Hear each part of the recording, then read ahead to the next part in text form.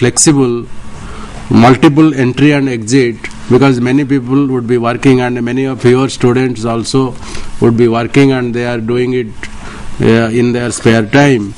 So they can pace it so that it is not that it's a 2-year course or 1-year course or 6-month course, but depending upon their availability of time they can learn and go unit by unit, acquire this and then get the degree. What is most important is employability, not simply learning something by rote from the books. And this includes not only the hardcore skills in that particular profession, but also soft skills, communication skills, how to work within a team, entrepreneurship skills.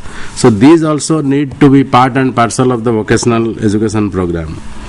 And recognition of prior learning. Large number of our artisans and people working in various fields, they already have lot of skills. So how to identify and recognize that so that they can move from that point onwards. And it should give the students opportunity to move vertically and horizontally. They can go to the academic field. They can also move up if it is the carpentry or electrician. So it doesn't end at secondary or higher secondary level. It can go up to graduate level, even up to PhD level. So this is what the vocational education qualification framework will do, and we are working on that. And once that is done, Nios certificates, diplomas should also be part of this vocational education framework. It's very important to have linkage with the industry so that it's not theoretical. So all of you, I would request, wherever you are running AVIs, in whichever vocation, an industry offering an industry in that vocation must be intimately linked with your AVI. I think Nios must make it compulsory, and you yourself voluntarily must do it so that your students get practical training from those, and those industries also will benefit from this young workforce.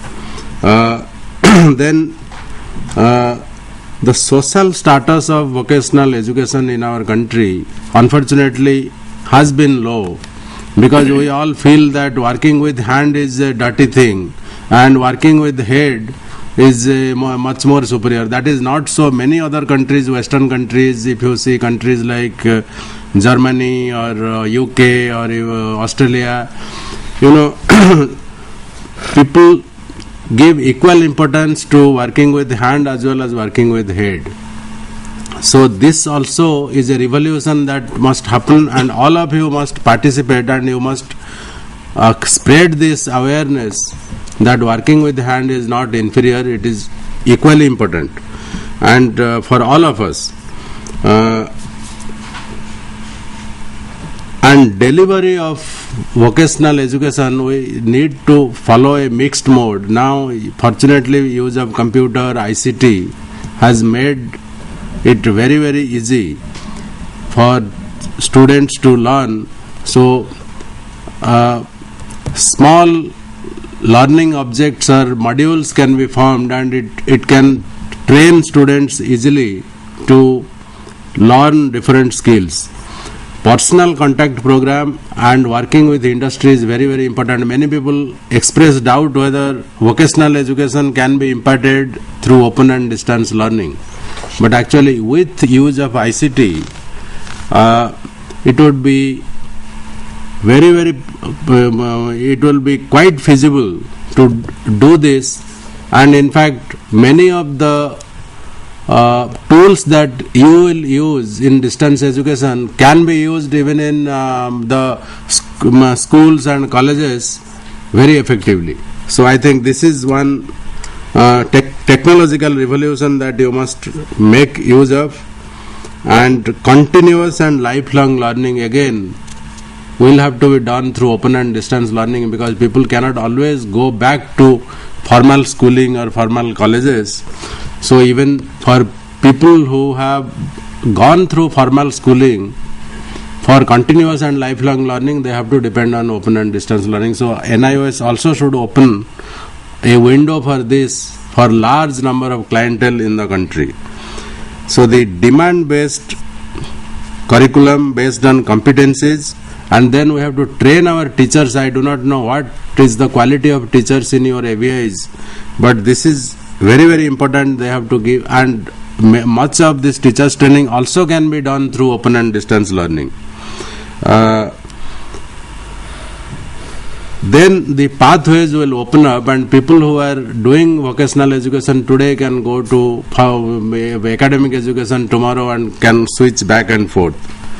So I think if we stick to this and create an environment in every AVI that vocational education is important, then I think we would feel satisfied, and we would eventually achieve the level of vocational education that Germany or Korea or Australia has achieved. So I wish you all success, and I thank the NIOS and its chairman for inviting me to be with amongst you, and I hope that today's interaction, which is again possible because of technology, would be useful to you, and I am sure that NIOS will continue this method. This is also kind of and this method also can be used for open and distance learning. The cost of technology is becoming cheap, so eventually open and distance learning will be a pervasive method of teaching and learning in the country. Thank you very much. Thank you so much, sir, for your lucid deliberation, and really it was very informative and very beneficial for all of us. Friends, I would like to tell you another phone number of IGNOU Studio, that is 011 295 32844. I repeat, 011 295 32844. It's your time to interact with the panelists and use your time meaningfully. Please start asking your question. While we will take the question, right, sir. I think there are certain things which we would like to also mention to our AVI coordinators. Right. That we have to ensure that this year the admission process is in progress, and I think we are in the process of, we have already issued the advertisement, and we are in the process of receiving the applications form as well. Now, since all the AVI coordinators are in the place, please ensure that the programs which are offered to you, and you should also at your level do a advocacy program so that more number of students also join in the particular system. In the process also, I would like to emphasize in this context that vocational education, we don't have any other choice, as rightly pointed out by Mr. Khuntiya-ji, the Joint Secretary from the MHRD, that we don't have choice. We have to develop a skilled manpower system, and for that the open learning has to play a very significant role, and particularly in the maybe in the service sector specifically, where the courses could be more meaningfully developed, and also the courses available in the service sectors, those courses also should be given a prime importance. Maybe we heard technology type of courses, or it is possible to develop such competencies, but at least we can start with the service sector courses related to service sectors. NIOS has a host of about 80 vocational courses cutting across various areas, and those vocational courses are primarily, most of them are also related to the service sectors. So how we should encase on it so that it is given to the student more meaningful manner. Yeah, there is a call from Hello.